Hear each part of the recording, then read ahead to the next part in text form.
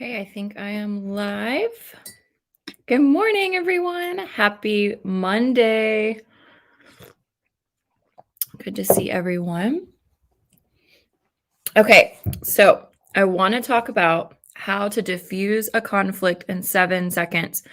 Notice I didn't say how to resolve a conflict in 7 seconds. There's a difference. How to diffuse a conflict in 7 seconds. So it needs to be diffused before you can get to resolution, right? So how do I get her to calm the fuck down? Right? She's screaming at me. She's blaming me. She's shaming me. She's manipulating me. She's guilting me. This is just getting so messy. How do I get her to calm down? And here's what's happening in those situations before I tell you the trick. It is her inner child that's freaking out. It's having a temper tantrum. And your inner child is probably reacting to it as well.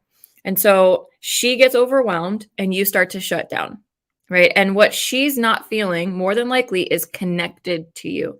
She may not feel connected. Maybe she doesn't feel seen. Maybe she doesn't feel heard. She doesn't feel like you are being 100% present, stable, strong, and connected to her.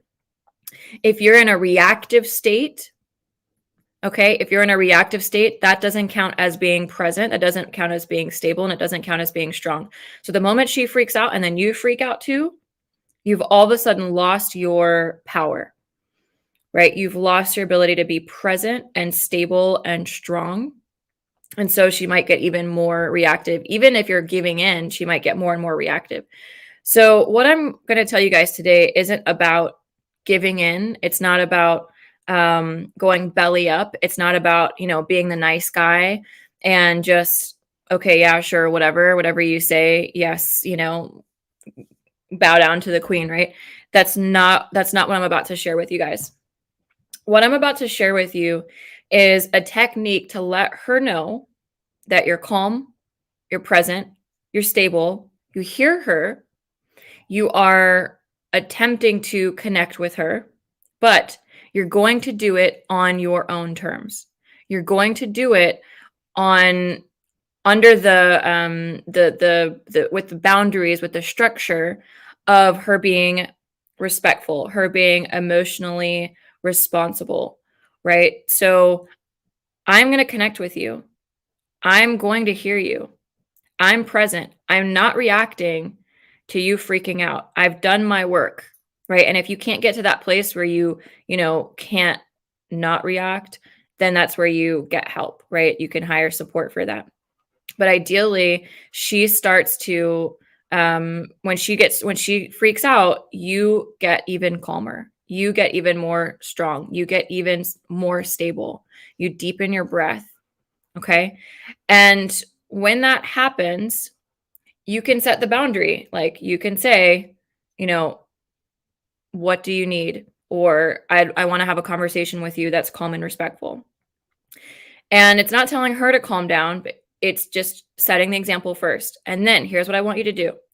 I want you to find one thing that you can agree with, even if you agree with the majority of what she's saying. Find one little thing that you can agree with and maybe even apologize for.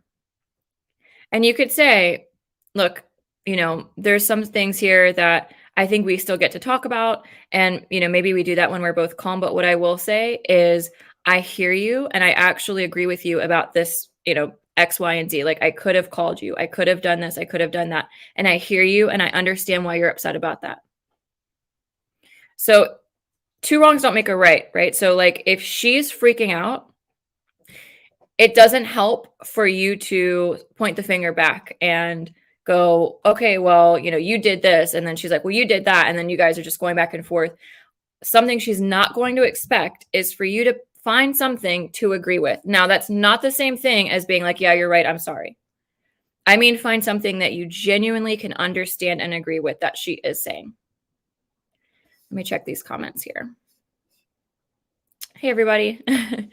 Yeah, so that's my hack, right? So it doesn't resolve the conflict. Like I said in the beginning, resolving the conflict may take, a little while longer, but it definitely starts to resolve it when you can diffuse it, when you diffuse the tension by helping her inner child feel seen, heard, loved, cared for, supported. And you can do that by making sure that you're calm and finding at least one thing that you agree with and that you can maybe even apologize for. So it's kind of like waving the white flag, right? It's like, okay, I surrender to this. I'm not surrendering to you. I'm just surrendering to this dynamic, this energy that we're creating right now. I'm not going to participate in it. And when you don't hook in and you let go of the rope, she has nothing to hold on to.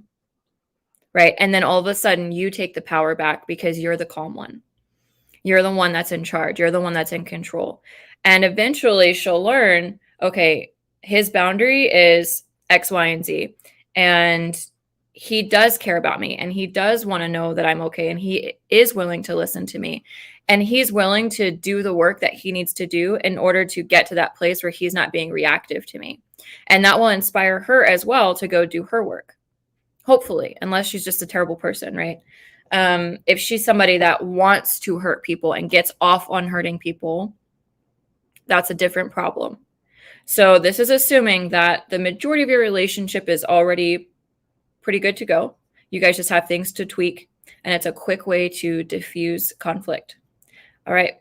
Thanks, guys. See you later.